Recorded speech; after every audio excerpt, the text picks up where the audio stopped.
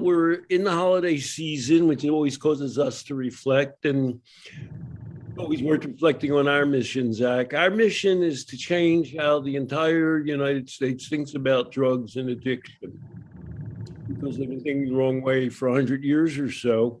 It's a small little burden we placed on ourselves, but why not take it on? So, some of what we've talked about recently has included the rise of Anna Lemke, the Stanford addiction star, who testified on the biggest libertarian pro-drug podcast. Joe, yeah, who's a great fan of Carl Hart. And Anna Lemke, I guess if I had one byline for her, I would say somebody who's so frightened about something can't possibly deal with something rationally or scientifically. She's a person who's scared of drugs. And it's like somebody who has a nightmare. They start building it up bigger and bigger in their mind, so that in a recent California trial, testified that 25% of people who take opioid painkillers become addicted, which is preposterous.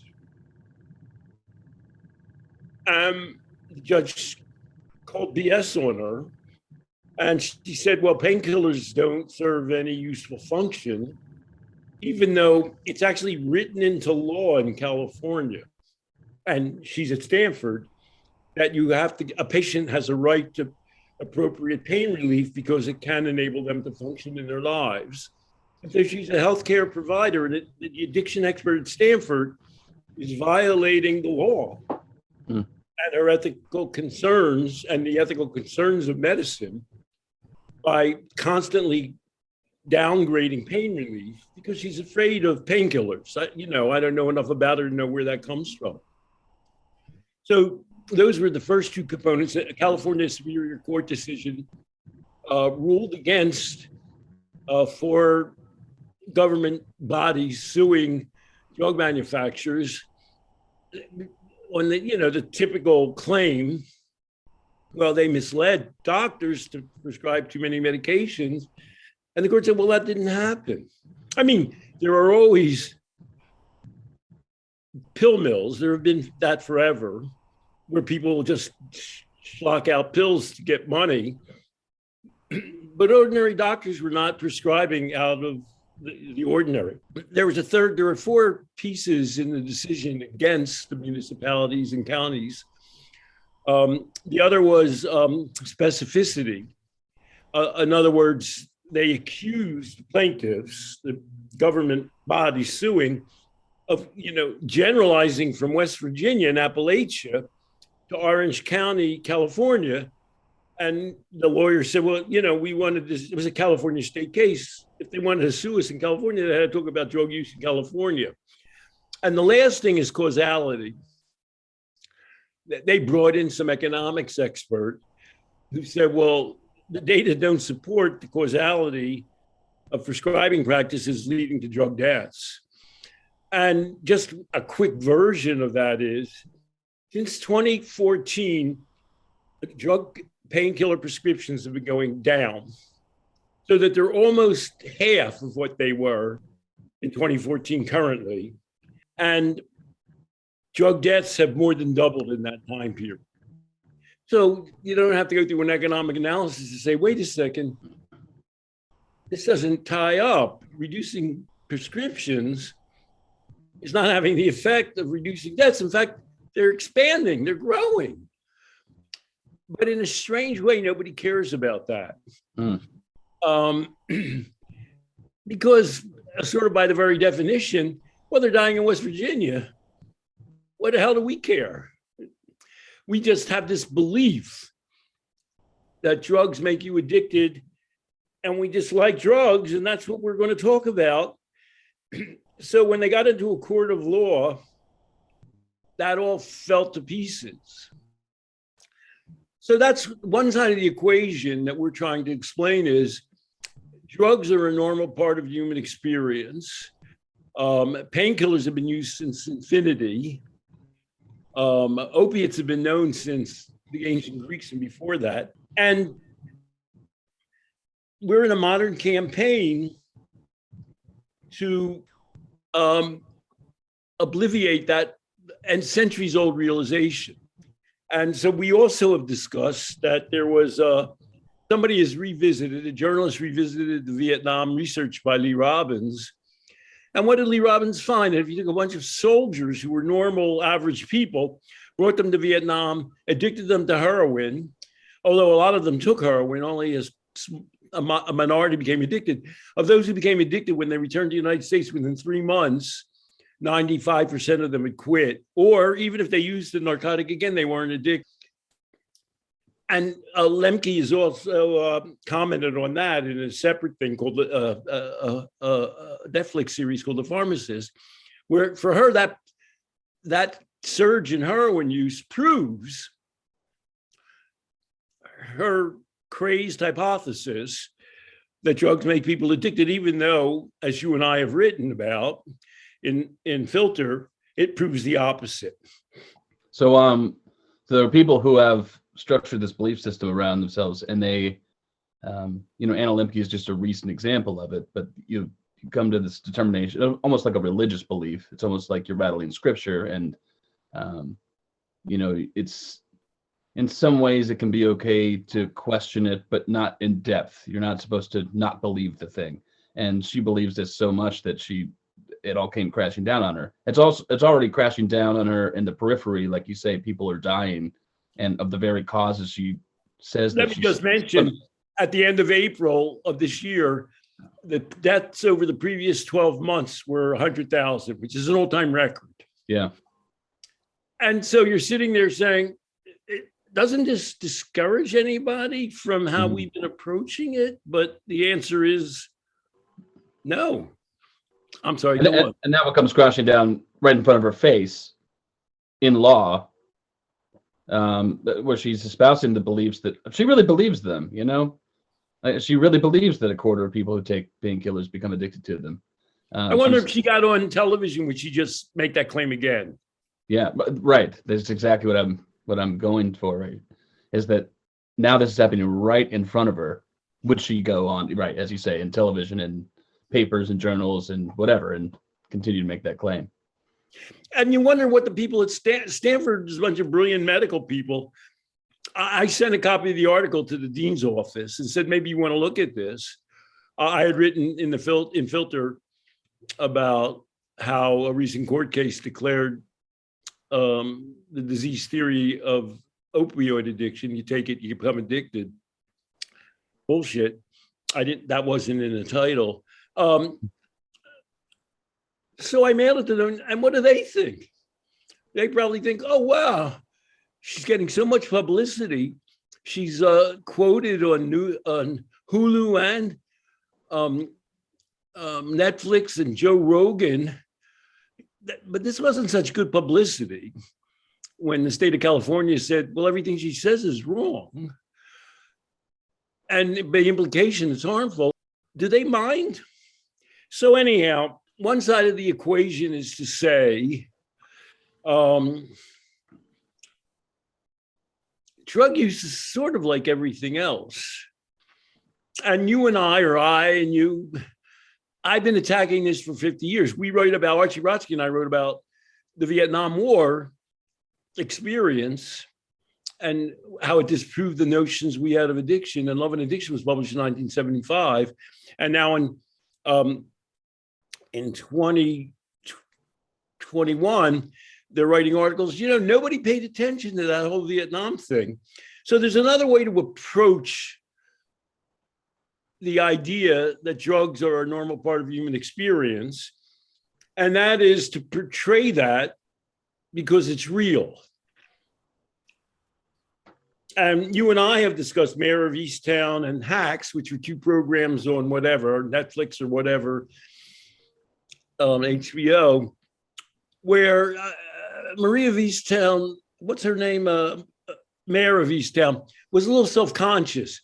When they were passing out flyers, they passed them out at a marijuana medical, pharmacy, and the needle exchange. And I mainly use them as an example because drinking and drugs, they drank a lot, and drugs weren't used as an excuse for anything. But in a way, Hacks, which is about a middle-aged comedian or an older senior citizen comedian and a millennial, partnered up. They were both kind of hacky writers, and they made each other better as human beings. And it so happens the millennial sort of just takes drugs willy-nilly. She meets a guy, and I guess they take cocaine. Who knows? You don't even know totally what drugs they're taking. And so now something else has come up along those lines. I know nothing about it, but what I read in the paper, Michaela Coel's comedy drama, I May Destroy You, was the biggest show. It's a serial. Is it on HBO? I don't even know which. Yeah, I think it's HBO. Yeah. And this is just I May Destroy You was the most critically acclaimed television program of 2020 and was described by the New York Times as the perfect show for an anxious world. And then it won the BAFTAs for best miniseries, blah, blah, blah, blah, blah. It won everything. No American account that I read of it describes the fact that it's sort of about drug use. I mean, the problem that she's dealing with is she's supposed to be writing a book proposal. The main character, Michaela Coel, plays a character. I'm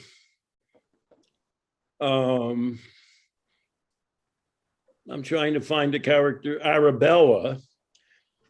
And she's supposed to be writing, and she smokes pot to write. That's just for starters. At some point, they say, well, let's get some drugs. I mean, well, marijuana and alcohol don't count. And she goes out for the night. She snorts some cocaine.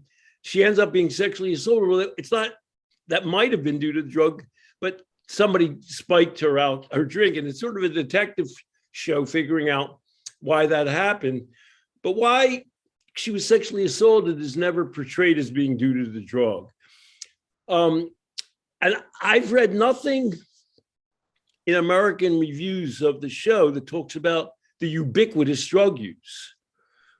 So I'm just going to read about, these are two British commentators, Lakeisha Goodluck. For millennials, drug use has become ubiquitous, so much so that whether you take drugs or not has become a preference question on dating apps. I hope you don't mind me asking you a personal question. Are you a millennial, Zach? I think so. Born in '86. I think that classifies me as a millennial. So Michaela, the auteur, she's starring in it and she wrote it, cleverly opens up a dialogue about assault, but is careful not to victim blame or depict drugs in a wholly damning light. Fast forward to episode 3, and you'll discover that drugs act as a gateway for Arabella and her long-distance beau, Biagio. She has a lover, an Italian lover. Arabella hits the MDMA and ends up in the arms of the Italian drug dealer who had sold her this substance mere hours before in her hotel, sniffing lines of coke until her nose bleeds while he looks on of amusement. And then they have some kind of a sexual interaction. Arabella is shown taking solo trips to the toilet to do endless keys of coke and ket. So there's a variety of drugs that they buy, and you're never sure what she's doing. Leaving Terry, her best friend, to wander home alone, disheartened in a search of companionship. Throughout, Michaela is wise to show drug use as a nuanced activity. After all, what goes up must come down. What do they mean by nuanced activity, do you reckon? This reviewer, what does they mean by nuanced activity? Not sure. I guess, are they saying that it's nuanced because the drugs aren't the center focus of what she's doing? She's partying, she's trying to find companionship. There are a lot of different dimensions of what she's up to. There's a lot of different ways of using drugs. There's a lot of different consequences. They're tied up to a lot of different things. So here's another review in The Guardian by somebody named Amy Nicol. The way I May Destroy You depicts drug use is refreshing. It's time we code up to reality. The nuance, she used nuance too. The nuanced portrayal in the show highlights how drugs and the complications around them are a part of everyday life for many. Throughout the show, Cole's character, Arabella, and her friends experiment with various drugs in different settings. From sourcing drugs abroad to watching TV, sharing a spiff. The drug use, the mixing in particular, can be jarring and is often uncomfortable to watch. However, while drug use is inherent to some characters' lives, it runs alongside the narrative. What's that mean? It runs alongside the narrative. It's happening along with the story. It's not the story. And what's it mean that it can be disturbing to watch her? They go and buy a bunch of drugs, and you don't know what drugs they're taking at any one time. We're aware of harm reduction. Mm-hmm. We don't recommend that people buy a bunch of unsourced drugs and mix and match them. But people do that all the time. And what's your reaction to that? I mean, you wouldn't do that. You don't want anybody you care about doing that. Certainly any clients, you would say, pick a drug and stick to it and know where it comes from. How do you react to the fact, well, there's a lot of people out in the street. And by the way, Ariel and her friends and the drug dealer are educated and successfully employed. They're not street people. Did I mention that Arabella is Black? And it's set in England. So it's a little distanced from an American experience, So how do you react to the fact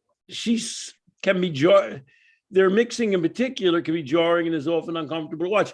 The person writing this knows what we know. But what happens generally when people do that? Right. The writer there's not saying, Gak, she's doing drugs. Oh my God. She's saying there's drug use that runs alongside the narrative. And then there's an element of self-destructiveness that the character portrays by not being thoughtful about which drugs she's using. She just is ingesting them whenever she can, whatever she can, from wherever she can get it. A little better than that. She knows a little bit about the source, but she survived. But still, her problem isn't what drugs she took that she knew or didn't take. Her drink was spiked. She took cocaine and whatever else. She was betrayed by her friend, is where that story's going. Mm-hmm. And so but she's an intelligent person.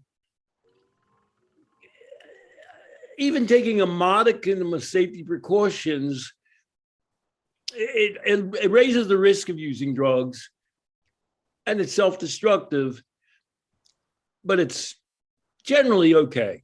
And where you were going with that is that she was with a friend, somebody who she could rely on they could take care of each other, and now she's friendless, kind of out there in the world doing these things without an ear out for the possible consequences of what might happen if she's too destructive with them. And we're not for that, and the person writing the review is not for that. But most people survive, and we want to help them anyhow. So if they show up in an emergency room, we say, well, what's the matter? That came up in hacks. We recommend certain policies, but if you recommend policies and tell everybody to do them, that'll never happen. Right. And so we deal with normal human beings in normal circumstances doing whatever they do. And for the most part, unless people are extremely self-destructive, that works, they'll survive. So the person who's writing all this is, I've been closer than most of the devastation substance addiction can have. First of all, she used the term substance addiction. So, okay, I already like her. We're going to get into addiction doesn't mean drugs. But I don't believe this is Amy Nickel writing, but I don't, she talks about, I think her mother and her sister, I think both died around drugs, I think. But I don't believe in an intrinsic good or bad nature of any substance. And that's what Coel communicates so perfectly with a depiction of drugs that is unusually nuanced. We're back to nuanced again. Mm-hmm. The characters use drugs recreationally throughout the picture. They're woven into the fabric of the story rather than being its driving force. often the script will miss out full disclosure of what exactly is being used. Because, they bought a bunch of stuff and they're snorting it and you don't know what the hell they're doing. Leaving the viewer to fill in the blanks with their own experiences. Here, there's a clear cultural accommodation of drug use by both users and non-users who tolerate it as a part of their normal world. Is that true?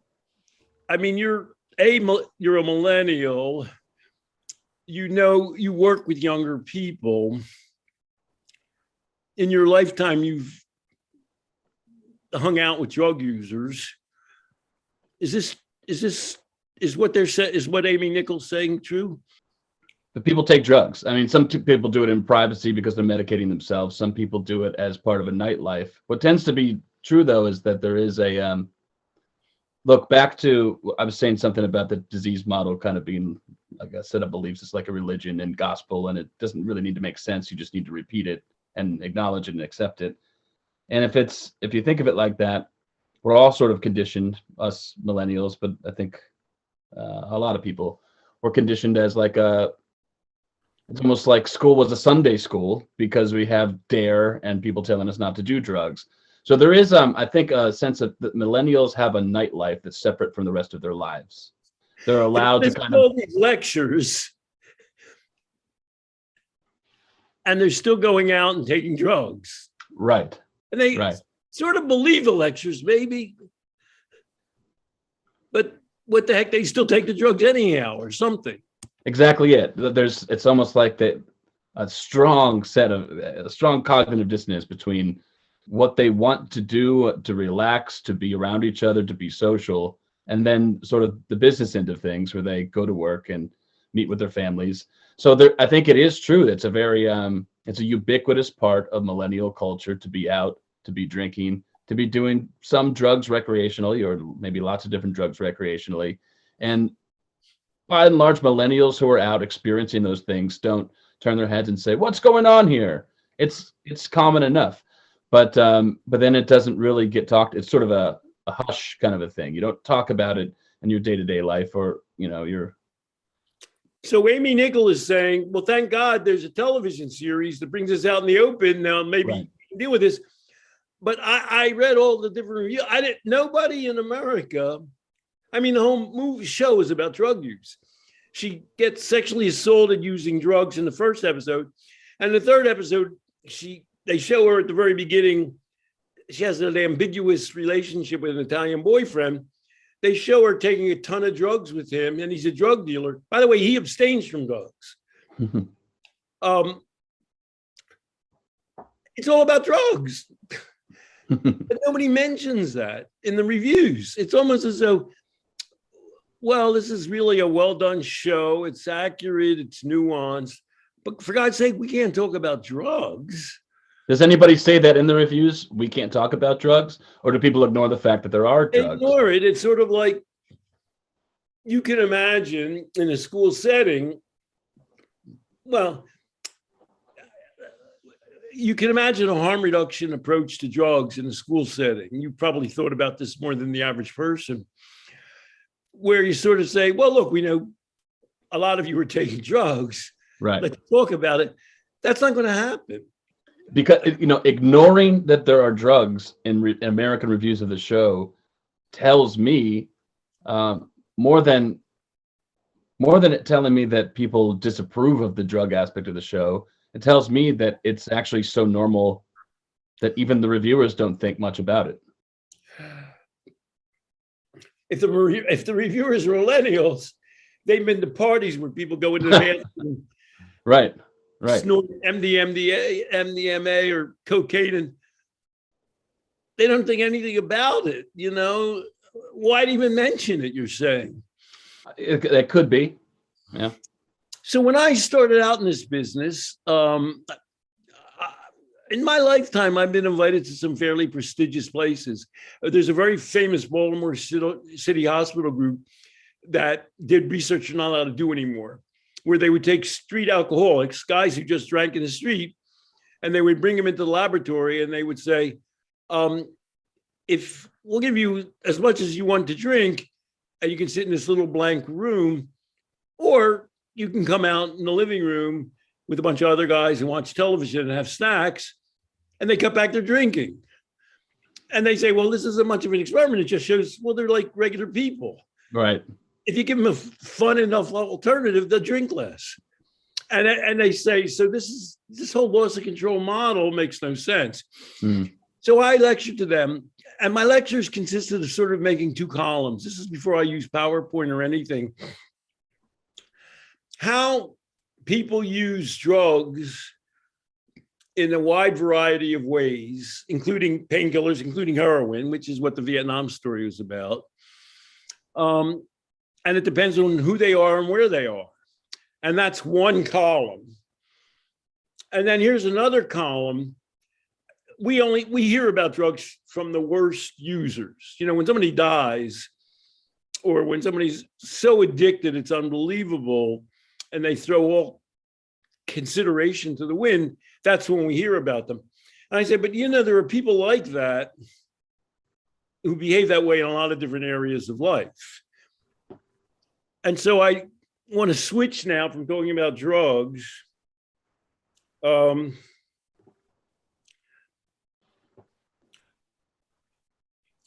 New York Times had a holiday feature. You know, there must be some perverted people, called The Woman on the Bridge.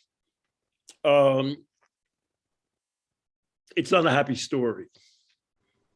Police and prosecutors spent 5 years chasing a domestic violence case. Would it be enough? Well, I'll jump to the end. It wasn't enough.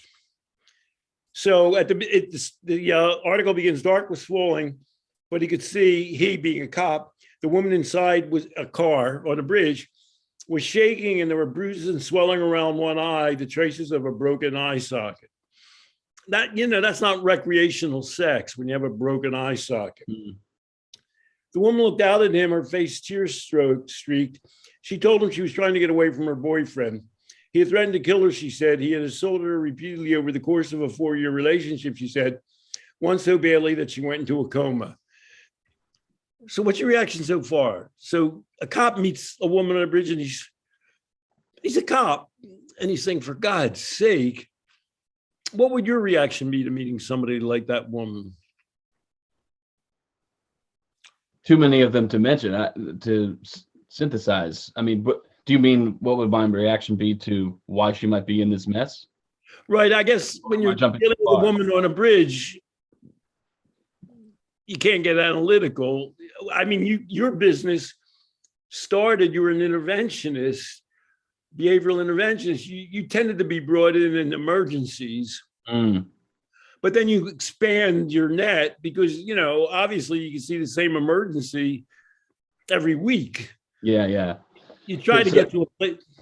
Yeah, right. So if I was intervening with her, then I interviewed a guy recently. I'm going to be putting the interview up. He used a tactic that I've always used, but he has a name for it, called surgical empathy, and just a way to remember it, where you get to a place where someone is in some deep emotion. He worked with suicide, people who've committed suicide, tried to commit suicide, and I would think about her as in terms of what raw emotions is she feeling and what is she trying to escape from, and why would that make sense?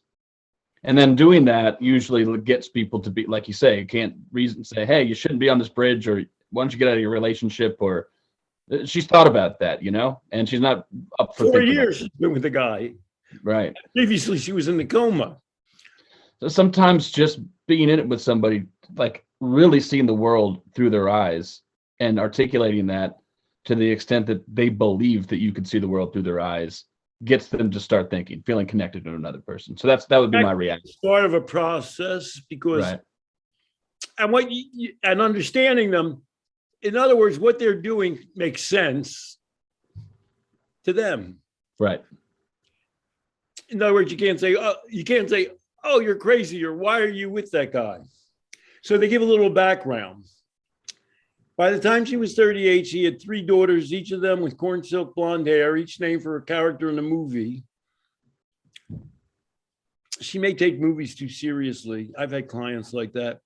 For years, she had wrestled with addiction. They mean drugs. Mhm. So that's part, they don't mention drugs in the story. So that's gone.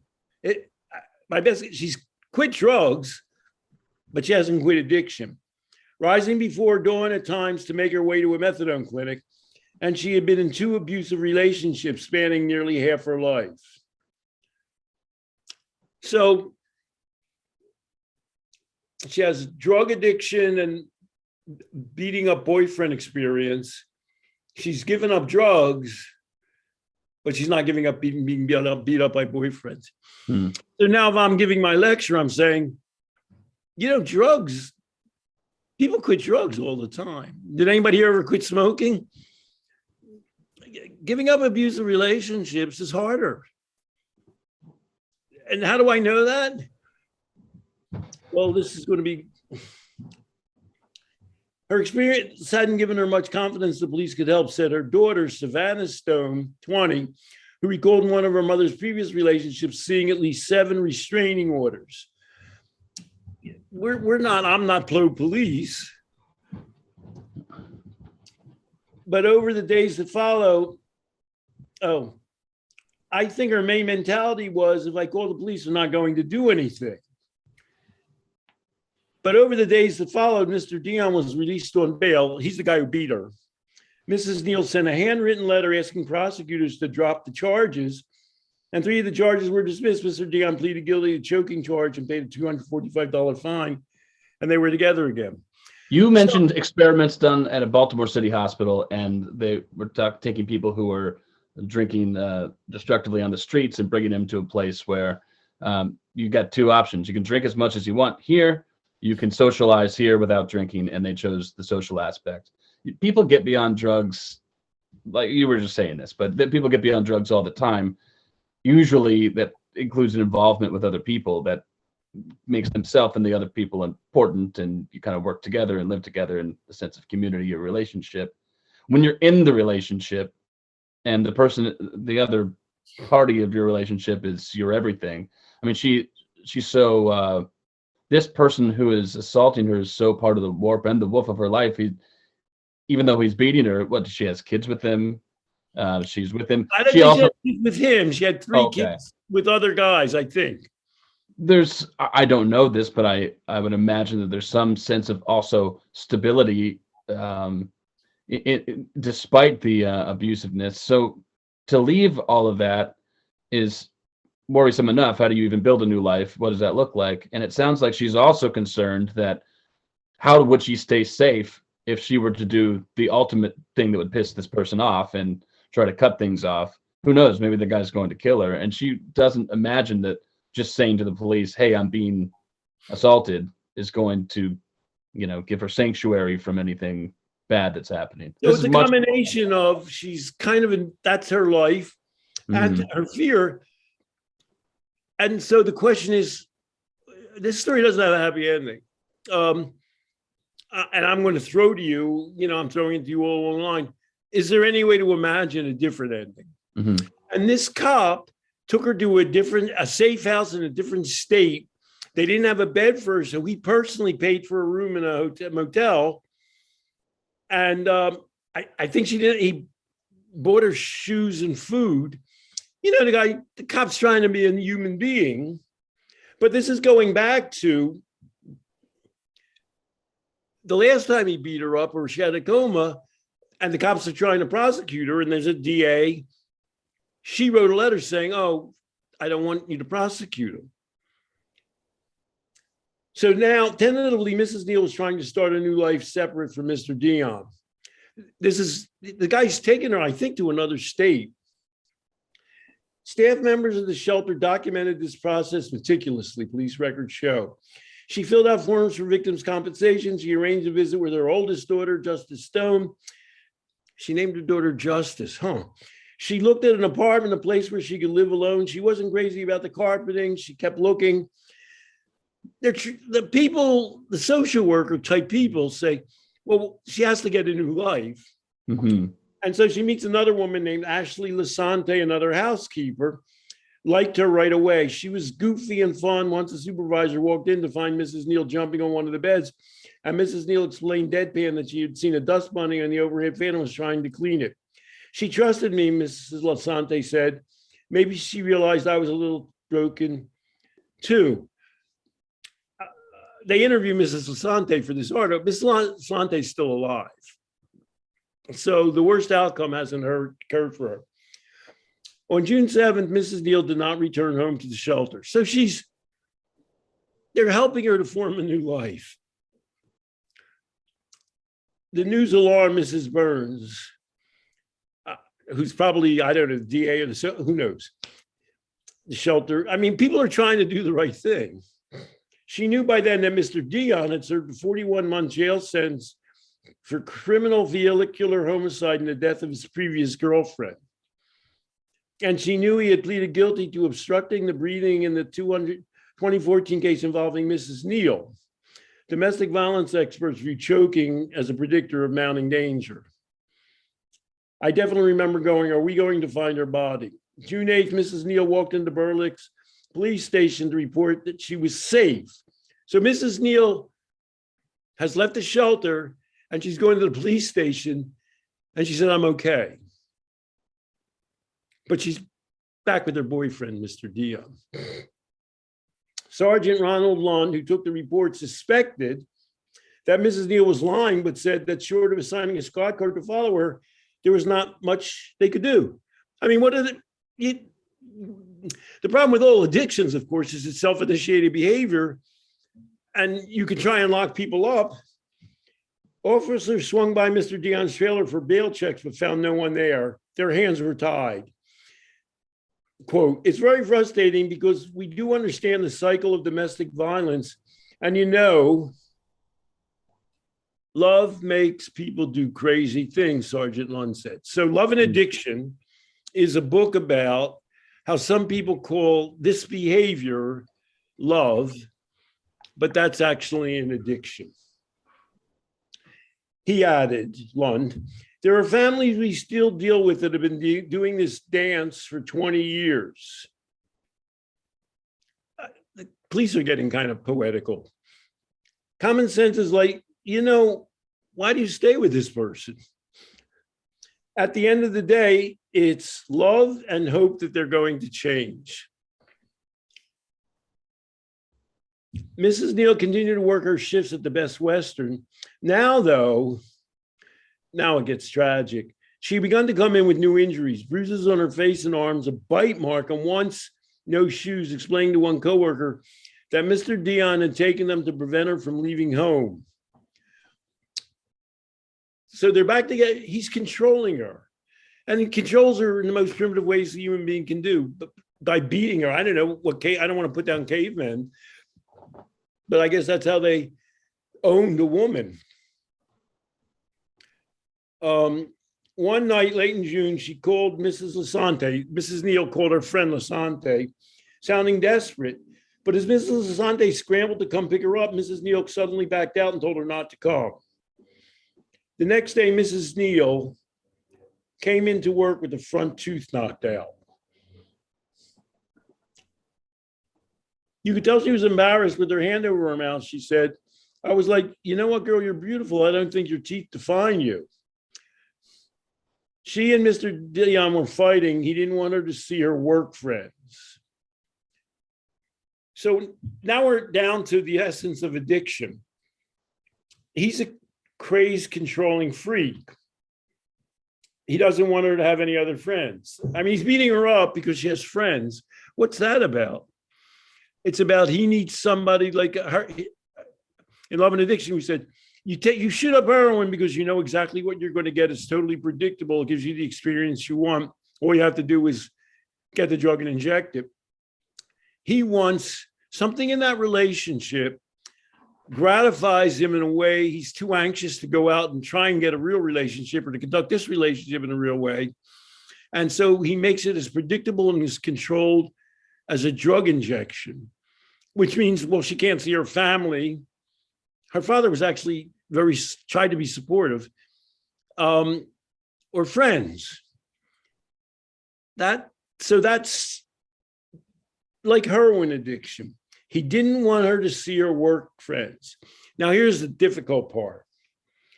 The two exchanged frantic, angry text messages. You say I don't have the balls. Watch this, she wrote, meaning, well, I'll show you. I'll do it anyhow. And then he didn't beat her up now. This is what he did. He threatened to break up with her. His threat to her, well, I'll break up with you, telling her to go see her slut friends at work. I'm moving on. I will find myself a hottie. He said he was tired of her mouth. And how did she react? She backed off and seemed to plead with him. Sorry, no friends. She's giving in to him. His threat to leave her frightened her so much. She wrote, call me, she wrote. There was no answer. Call me, she wrote. When no answer came, she sent one more message. You're right, I'm no good, she wrote. Your truck is on the bridge. He threatened to leave her. She backed down, apologized for having friends. He stopped messaging her, and she goes to the bridge.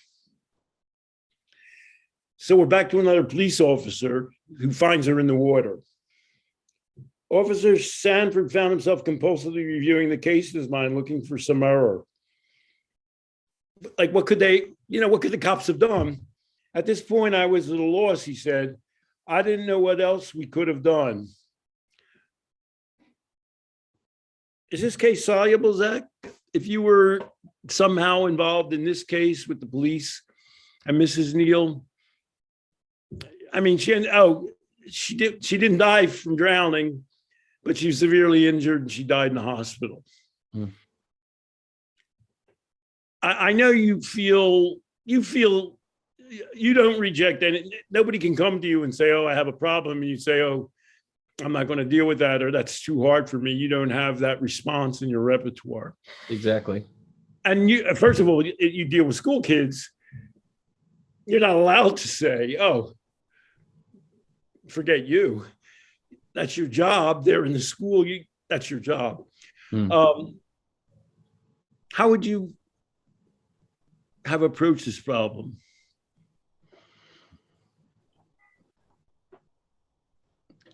I always do like an accusations audit, because when you come in and you're somebody who has some sort of authority, I can imagine all of the reasons why somebody in any situation wouldn't want to talk to me.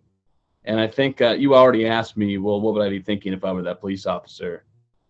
I think some of the things I could have started with is something like harm reduction, and also what I said before, like a surgical empathy kind of a thing.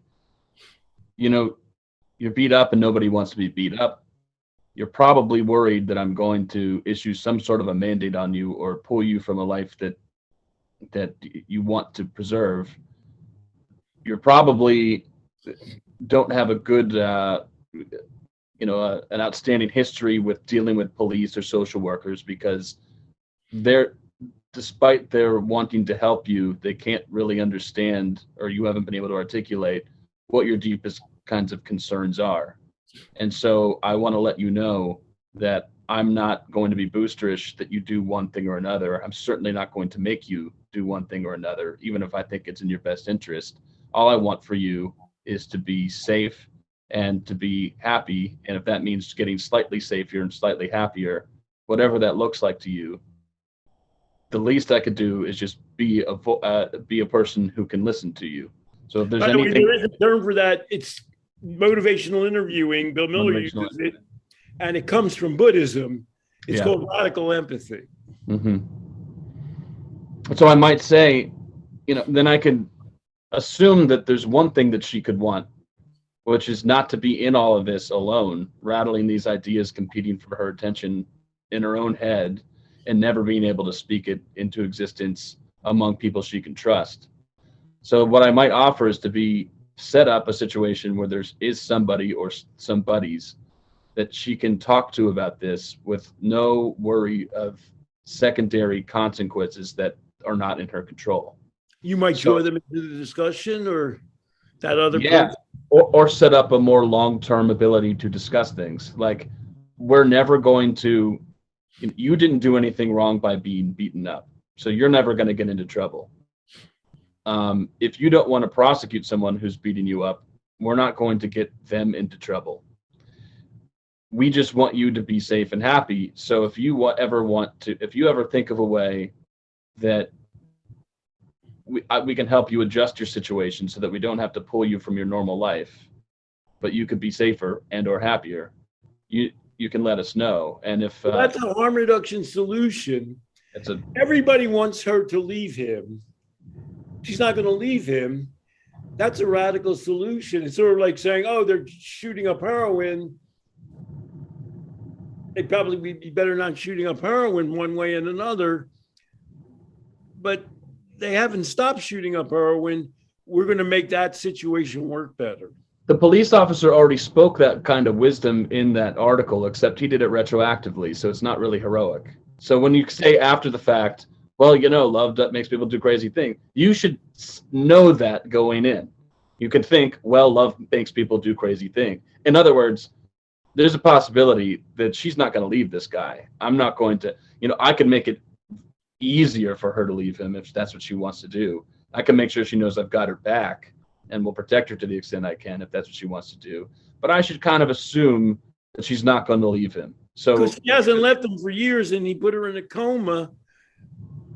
What you're saying on the one hand is incredibly radical and scary.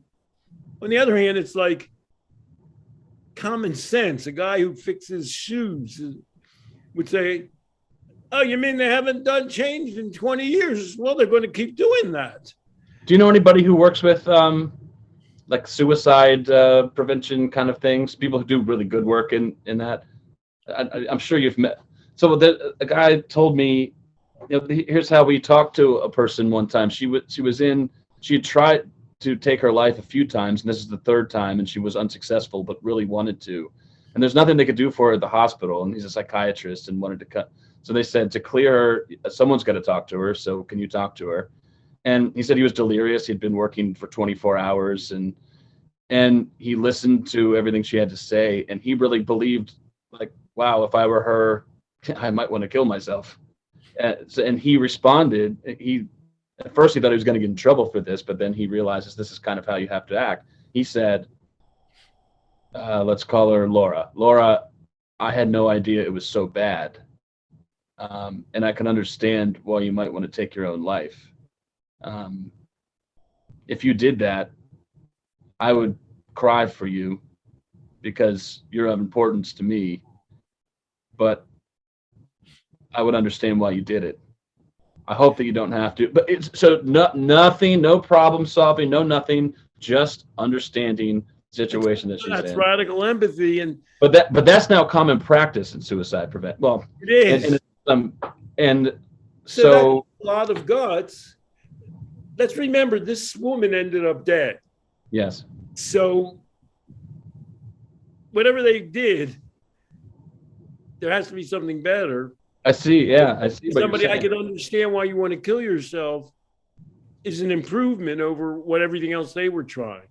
Her response to him was something, and of course you make yourself in a story sound like things are a little bit more, cut straightforward than they really probably happened. But her response was something like, if you can understand why I want to kill myself, then maybe I don't have to. That was the gist of what she said at leaving there. And that's what I could imagine doing that in this case, because you have to think about how often have you been successful in just going through the standard sequence of things when there's a domestic assault, and what could make it more successful? That's what you're asking right now. What could actually? So you're saying it's sort of like it's the exact parallel. You don't go to the person and say, "Oh, we'll stop shooting up heroin. Here, we'll give you methadone, or we'll put you in rehab." You're saying, well, I understand why you stay in that relationship. You're telling me you don't want to leave it, and I'm not going to tell you you have to leave it. And if you don't leave, that's your only chance of survival, is leaving it.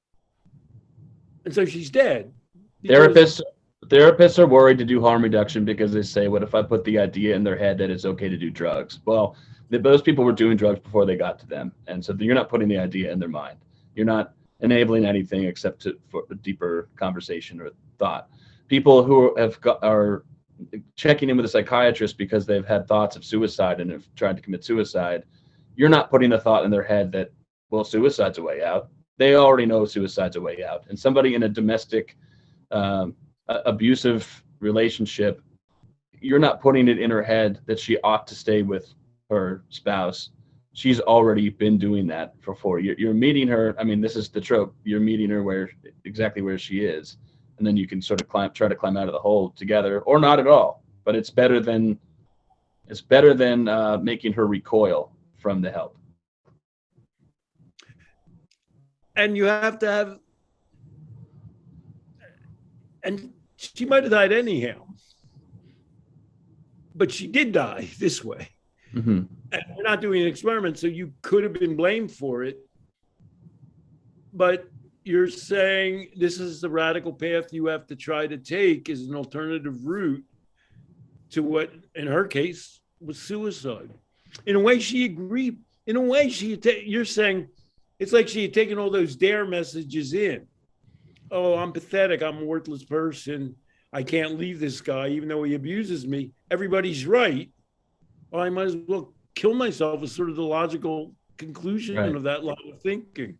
That's been my problem. I know I'm getting away from this story, but that's just been my problem in helping people since I've started doing it, is that you don't want every person who's able to offer help, who's in the purview of the person needing help, and they think, well, all these people, the potential helpers, they're never going to understand this problem that I have. Well, there's no more help. And then, you say things can get self-fulfilling at that point. I guess maybe everybody was right. Not even the helpers can help me. And it's, we're saying we're in favor of self-efficacy. Yes. We believe people can change their lives, but somehow they have to be at a point where they feel, I think, three things: good enough about themselves, capable of doing something, and wanting to do something. And those three elements, they don't have those. They may not have any of them. And you're thinking, the question you're thinking is, how do I help them to get those three things? Working within a situation where they might even be, just like you might work with a person who's still shooting heroin, like Pat Denning does. People are taking drugs. And you could be working with a person in an abusive relationship without demanding that they get out of it, or saying, well, I'm not going to work with you if you're going to still keep getting beat up. Because you still keep getting beat up and coming into work and she's humiliated. Hmm. So I like what you did. The way that you set this up, the way that you framed it, is that at the top, you're talking about a nationwide, getting to be a worldwide, just absolute shibboleth that drugs cause addiction. Drugs are bad if people take drugs. But when taken to task on those things, those arguments really fall apart. I mean, you can't actually pursue, at least in some circumstances, as we've seen, can't actually pursue a court case with this as evidence. Your story that you really want to believe can't be evidence.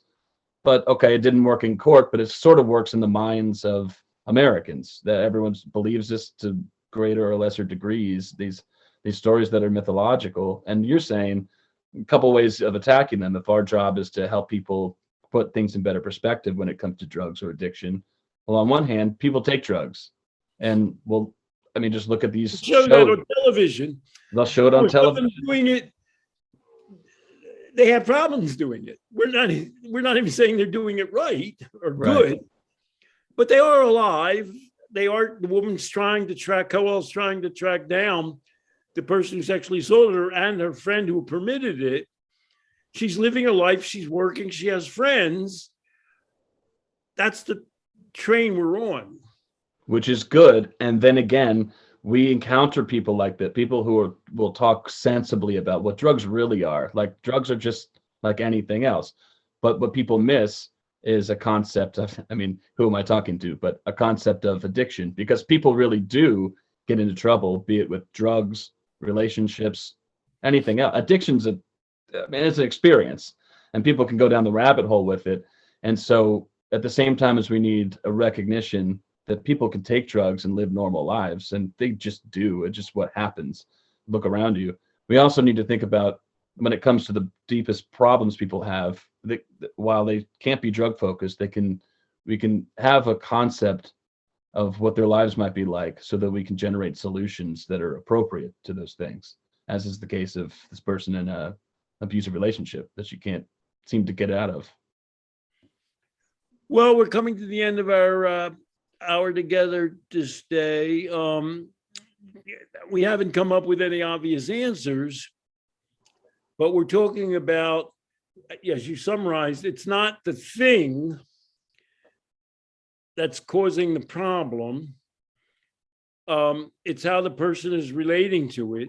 That's one point. The second point is, even when things are bad, there's some motivation behind it. There's some reason that person has, which they may view as inescapable. And three, the therapy approach is radical empathy, which is, well, I'm in it with you. I understand why you're doing this and why you can't leave it. You can relax with me, and let's together think about what this is like and what your options are. Did I get that right, that last part, or do you want to expand it or change it a little? No, that's perfect. At some point, and it can't be today, but we've gone over our time, but at some point, I think I'd like to talk more about that last bit. It's something that I'm trying to figure out for myself, how to express to other people who want to do well by people who need help. And there's some sort of, how do I say it? There's something that people need to do when they're doing radical empathy that's beyond what words can describe, I think, but at least so far in my career. And that'd be fun. One other thing I want to say, there's the people who end up dead. Mrs. Neal wasn't an average person. And so we know people who take drugs and lead normal lives. We certainly know people who have relationships and lead normal lives. We know people who have bad relationships and lead normal lives. Our whole approach is segued to the top 3/4 of the population, but they're not the ones who end up for the most part, in the death column. Right. And we keep saying, well, 100,000 people died. Most of those people, don't have stable middle-class lives and a husband or a wife or whatever. And so we're at the same time saying, well, most people are going to be able to deal with this on their own. 3/4. We can empathize with them and help them. And part of what we're telling people is, well, that's just going to happen. They're going to quit on their own as long as their lives are rich enough. And then there's that 1/4 of people, I'm just making that number up. Well, let's say it's a smaller percentage of that, certainly it's a smaller percentage who ends up dead, but they require a different kind of interaction, and they're our target population often. I mean, the problem with middle-class harm reduction people, I won't name anybody, like in New York City, is they're dealing with people who make a couple $100,000 a year, have relationships, and have good paying jobs, and they need, God bless them, they need help too. But who's worried about the people like Mrs. Neal who end up dead with drugs or in relationships? Right. So we don't, it's not sensible to have a Long Island solution for a West Virginia problem. An Orange County solution for a West Virginia problem. And one of your advantages is you're in a school system and you take on all comers. I mean, some of that population isn't privileged or close to it. Right. And you don't say, oh, I only deal with middle-class clients who don't have any problems, who have a stable life structure. Well, all right, we've opened up a can of worms, I'm sure, but, and we've gone from drugs to love, and we've gone from middle-class privileged clientele to the people who end up more often dead, and we'll deal with it more in the future. Thank you again, Stanton. Had a great time. Au revoir.